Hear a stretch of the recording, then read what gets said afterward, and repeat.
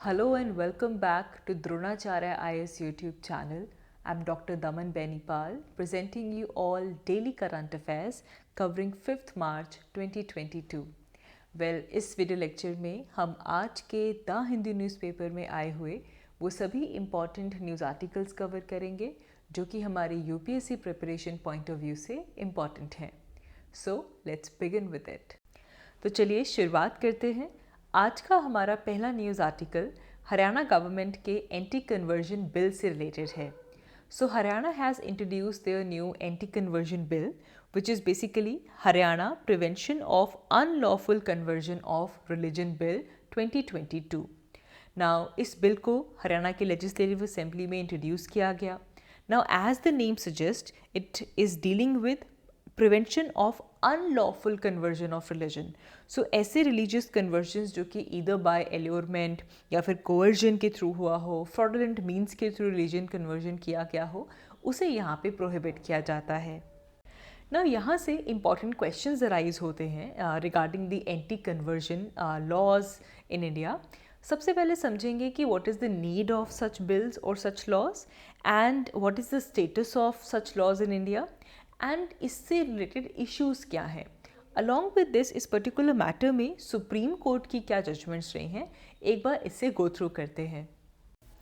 Now यहाँ पे अगर हम सबसे पहले एंटी कन्वर्जन लॉस की नीड क्या है इसे डिस्कस करें तो इंडियन कॉन्स्टिट्यूशन हम सबको फंडामेंटल राइट देता है जिसके through each individual can profess, practice and propagate their own religion.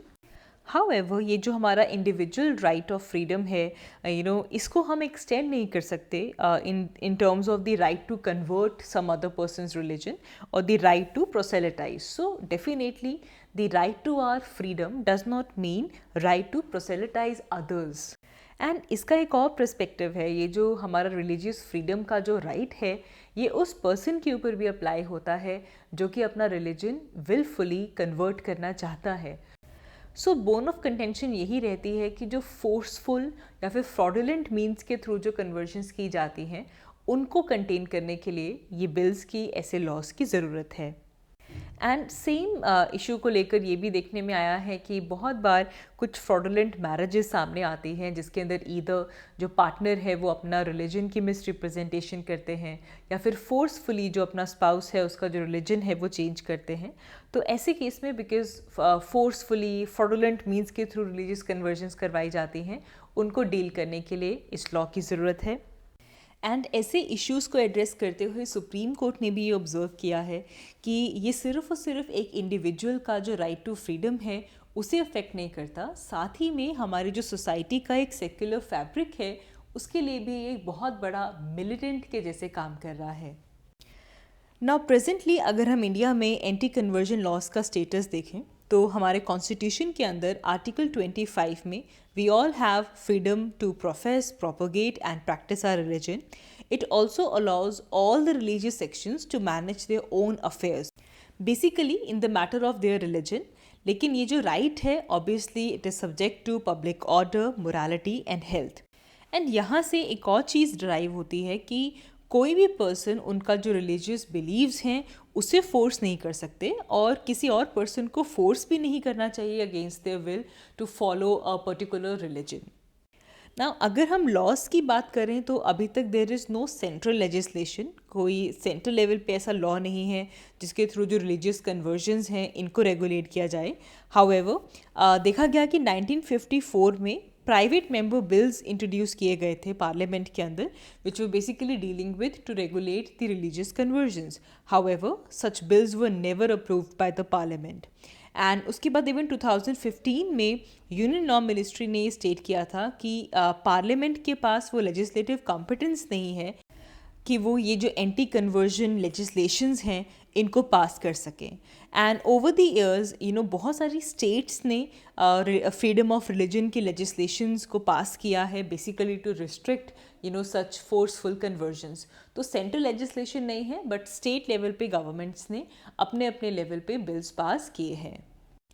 Now, if we see the issues which are related to the anti-conversion laws, तो सबसे पहला इशू जो इस लॉ के अंदर टर्मिनोलॉजी यूज़ की जाती है वहाँ पे आता है. नाउ जो टर्मिनोलॉजीज़ यूज़ की जाती हैं वो काफ़ी अनसर्टेन और काफ़ी वेग नेचर की होती हैं, जैसे कि misrepresentation, force, fraud, allurement, and ये बहुत ईजिली इसको मिस यूज़ भी किया जा सकता है। बिकॉज ये जो टर्म्स हैं ये बहुत ही एम्बिगुअस हैं, काफ़ी ब्रॉड इनका मीनिंग है। So therefore it extends this subject far beyond the protection of the religious freedom. Along with this ये जो एंटी कन्वर्जन लॉज आते हैं इनको माइनॉरिटीज़ के टर्म्स में एंटीथेटिकल फॉर्म में देखा जाता है। इन लॉज को इस तरह प्रेजेंट किया जाता है that they are focusing more on the prohibition of conversion to achieve the religious freedom. However जो इस प्रोहिबिशन का जो लॉ है इसके अंदर जो लैंग्वेज यूज़ की जाती है वो काफ़ी ब्रॉड लैंग्वेज है, and it might be used by the officials to oppress and discriminate against the minorities. Similarly, it is also antithetical to secularism as well, क्योंकि इस लॉ के अंदर जो इंडिया का जो सेकुलर फैब्रिक है वो यहाँ से थ्रेटन्ड अप होता है, क्योंकि हम रिलीजन को लेकर यहाँ पे कन्वर्जन जैसे इश्यूज़ को लेकर लॉ बना रहे हैं जो कि काफ़ी इंडिविजुअल राइट है एक पर्सन का। तो यहाँ पे इंडिया की सोसाइटी की जो इंटरनेशनल परसेप्शन है उसके ऊपर भी एक बड़ा थ्रेट आ जाता है। सो इस पूरे मैटर में सुप्रीम कोर्ट के अगर हम जजमेंट्स देखें तो सुप्रीम कोर्ट ने 2017 में अपनी हादिया जजमेंट में ये कहा था कि किसी भी इंडिविजुअल का जो आइडेंटिटी है, like the matter of choosing food, dresses, ideas, ideology, love, partnership, ये सभी किसी भी इंडिविजुअल के सेंट्रल एस्पेक्ट्स बनते हैं उनकी आइडेंटिटी के। एंड इस इशू में स्टेट या फिर कोई भी लॉ डिक्टेट नहीं कर सकता कि किस तरह का partner, the choice of partner, उनकी जो एबिलिटी है टू चूज़ फॉर देमसेल्व्स, कोई भी लॉ, कोई भी स्टेट उसे डिक्टेट नहीं कर सकती। तो बेसिकली यहाँ पे आर्टिकल 21 के अंदर जो right to marry a person, इसे इंटीग्रल कहा गया कि हमारा जो आर्टिकल 21 है उसकी एक इम्प्लीकेशन ये भी है that we have right to marry a person of your choice. Similarly we have KS Puttaswamy judgement, जिसे प्राइवेसी जजमेंट भी कहा जाता है। 2017 में सुप्रीम कोर्ट ने एक इंडिविजुअल की ऑटोनॉमी को डिफाइन किया एंड दे सेड दैट हर एक इंडिविजुअल के पास उनकी खुद की एबिलिटी है जिसके through they can decide, they can make decision in terms of the vital matter which concern to the individual's life. And इसके अलावा बहुत सारी जजमेंट्स हैं। अपनी बहुत सारी जजमेंट्स में सुप्रीम कोर्ट ने ये कहा है कि फेथ को लेकर स्टेट या कोर्ट्स किसी की भी जुरिस्डिक्शन नहीं है, एंड जो अडल्ट है वो उसकी खुद की चॉइस है to choose their own life partner. इसके अंदर फेथ को लेकर आकर स्टेट या कोर्ट्स कोई भी जुरिस्डिक्शन इस पर्टिकुलर मैटर में नहीं रखते। Along with this, India is a free and democratic country, and state किसी भी adult का ये जो right है, right to love and marry, इसके अंदर interfere नहीं कर सकता। it has a chilling effect on the freedoms which are granted by the constitution. Similarly, ये जो issue है, it's about a very intimate issue of marriage, and ये एक इंडिविजुअल के प्राइवेसी कोर जोन के अंदर लाई करने वाला इशू है, and it should not be violated. And किस तरह का लाइफ पार्टनर उनको चाहिए, that is their choice, whether by marriage और by outside it, and it is part of individuals personhood and identity. And Supreme Court ने ये भी कहा है कि ये जो एब्सोल्यूट राइट है इंडिविजुअल का कि वो अपने लाइफ पार्टनर को खुद चूज़ कर सके, it is least affected by the matter of faith. तो बेसिकली ऐसी गवर्नमेंट्स जो कि ऐसे लॉज इम्प्लीमेंट कर रही हैं, दे नीड टू इंश्योर कि ऐसे लॉज को इम्प्लीमेंट करते हुए जो फंडामेंटल राइट है वो कर्ब ना हो जाए, एंड कहीं नेशनल इंटीग्रेशन जो हमारी है वो इससे हैम्पर ना हो जाए। And very carefully this law need to strike a balance between freedom and malafide conversion. ऐसा भी हो सकता है कि कोई अपनी फ्रीडम से अपना रिलीजन कन्वर्ट करना चाहता है, तो this should be we need to strike a balance between both of these. आगे बढ़ते हैं। हमारा next news article Russia Ukraine conflict से रिलेटेड है। So because of the Russia's aggression against Ukraine, United Nations human right council में एक draft resolution रखा गया which was basically dealing with the situation of human rights in Ukraine. And इसके चलते United Nations human right Council ने ये decide किया to address this Russia's aggression against USA, एक independent international commission of inquiry set up किया जाए, establish किया जाए. So United Nations human right Council के जो 47 मेंबर्स थे उन सब ने इसके ऊपर वोट किया. इस रेजोल्यूशन को 32 कंट्रीज़ ने फेवर में वोट किया, whereas 2 countries, Russia and Eritrea, they were against it. However, there were 13 countries जिसने इस वोटिंग से abstain किया. तो 32 कंट्रीज़ ने फेवर में वोट किया. 2 कंट्रीज़ जो कि ऑफ कोर्स एक तो रशिया है ही, रशिया के साथ साथ Eritrea as well, both of these countries oppose this resolution, whereas 13 countries abstained from voting, जिसमें इंडिया एक है. India, China, Pakistan, Sudan, Venezuela, ये कुछ ऐसे कंट्रीज़ हैं जिन्होंने एब्सटेन किया from voting. So the countries जिन्होंने इस रेजोल्यूशन के फेवर में वोट किया, they definitely include France, Germany, Japan, Nepal, UAE, UK, US. इन सभी ने इस रेजोल्यूशन के फेवर में वोट किया. सो इंडिया ने बेसिकली यूक्रेन के ऊपर जो रेजोल्यूशंस आई हैं उनमें से 2 रेजोल्यूशंस में एब्सटेन किया है. एक जो सिक्योरिटी काउंसिल में आई थी and one in the General Assembly last week. So India has abstain from the 2 resolutions on Ukraine.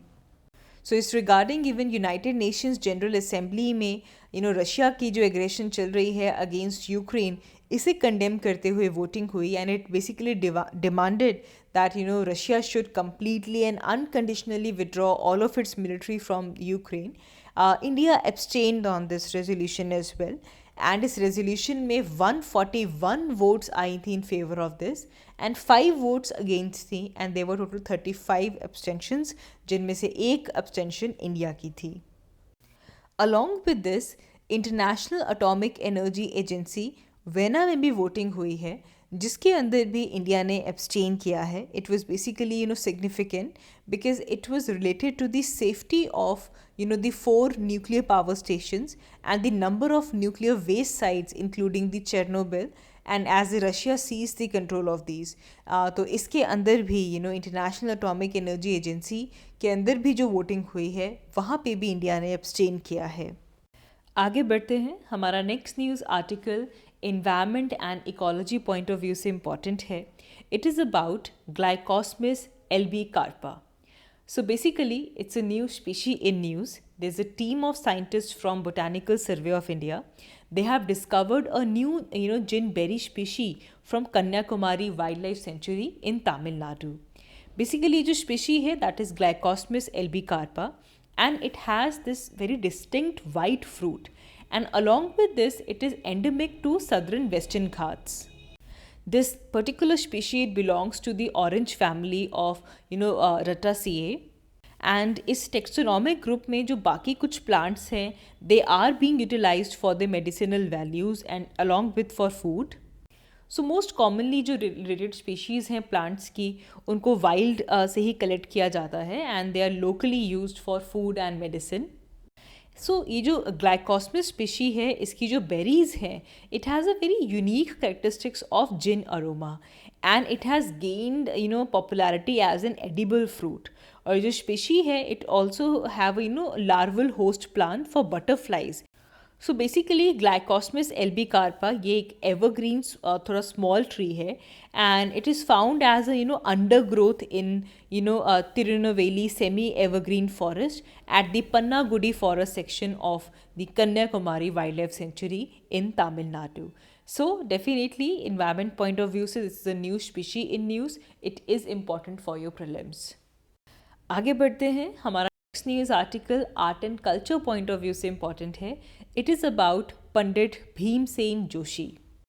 So Pandit Bhimsen Joshi, he was born on 4th February 1922 and he has received Bharat Ratna in 2008, and he is basically remembered for his famous ragas including Shuddh Kalyan, Miyan Ki Todi, Puriyan Dhansari, Multani, etc.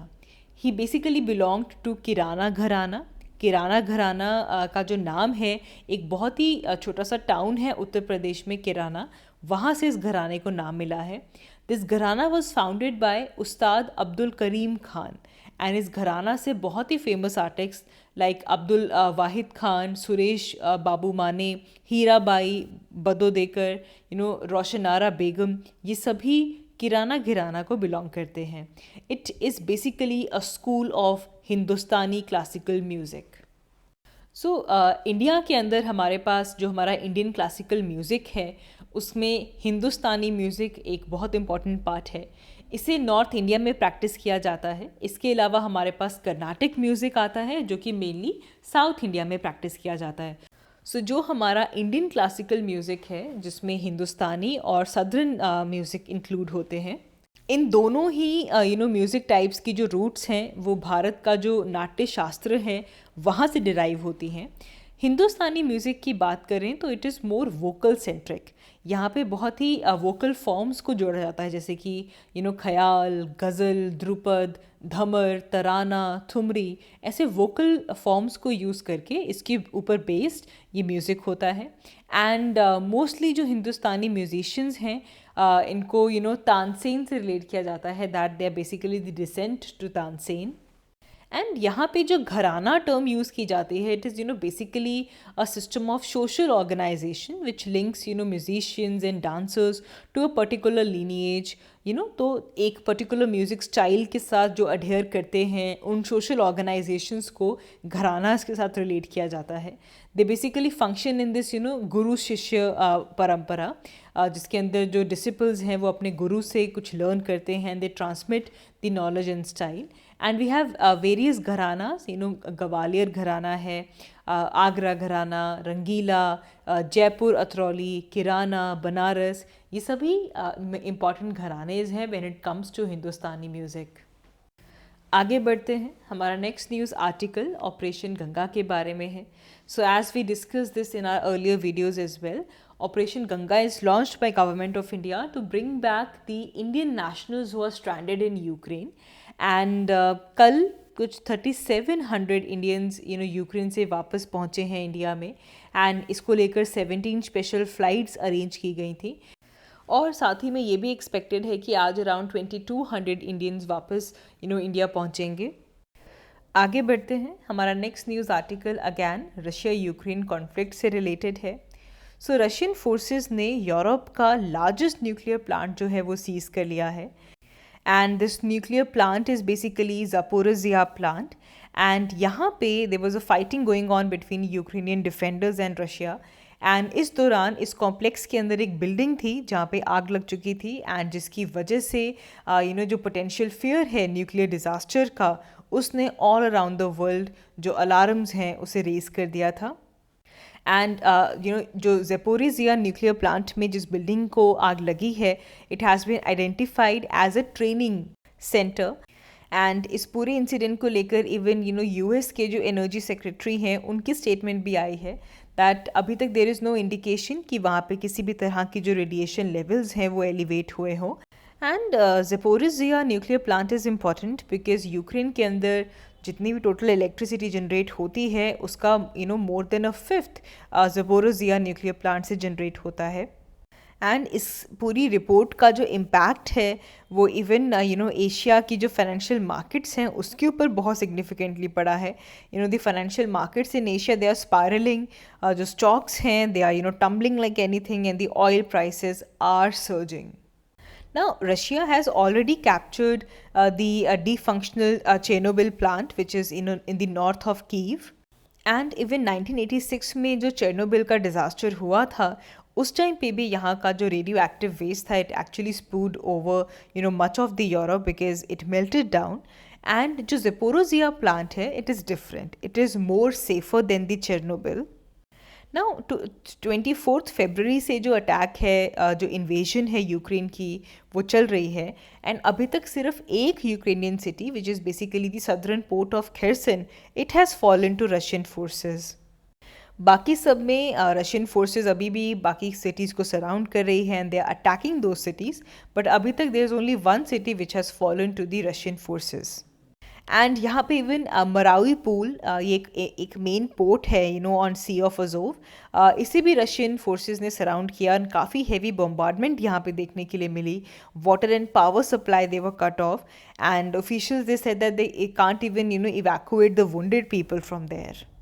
Now इस पूरे incident को लेकर जो ज़पोरोजिया nuclear plant का जो incident हुआ है, इसे लेकर यूनाइटेड नेशन सिक्योरिटी काउंसिल्स के जो मेंबर्स हैं they have also express their alarms कि it is basically a prospect of nuclear incident in Ukraine. And इसे लेकर इवन इमरजेंसी मीटिंग भी कंडक्ट की गई. As one of the largest nuclear plant of Ukraine, Zaporozhye nuclear plant, it caught fire. But इसे लेकर even international atomic energy के जो chief हैं उन्होंने भी यूनाइटेड नेशन सिक्योरिटी काउंसिल को ये बताया कि कोई भी जो रिएक्टर है वो डैमेज नहीं हुआ. So there were many countries who actually spoke against Russia for endangering such nuclear facilities. Whereas अगर हम इंडिया और चाइना की बात करें तो वो उन्होंने जनरली इस अलार्म को एक्सप्रेस किया, लेकिन ये जो सिचुएशन है उसे डिस्क्राइब किया without blaming one side. And इसे लेकर इवन इंडिया के जो परमानेंट रिप्रेजेंटेटिव हैं to United Nations T S. Tirumurti, उन्होंने अपनी स्टेटमेंट में इस न्यूक्लियर इंसिडेंट को लेकर जो डेंजर्स हो सकते हैं उसको लेकर वार्न किया. So that is all for this video. हमने इस वीडियो में आज के पेपर के जो इम्पोर्टेंट टॉपिक्स थे उन्हें हमारी प्रिपरेशन के साथ लिंक करते हुए डिस्कस किया. आई होप आपको ये वीडियो अच्छी लगी and thanks for watching. I will see you in my next one. Thank you.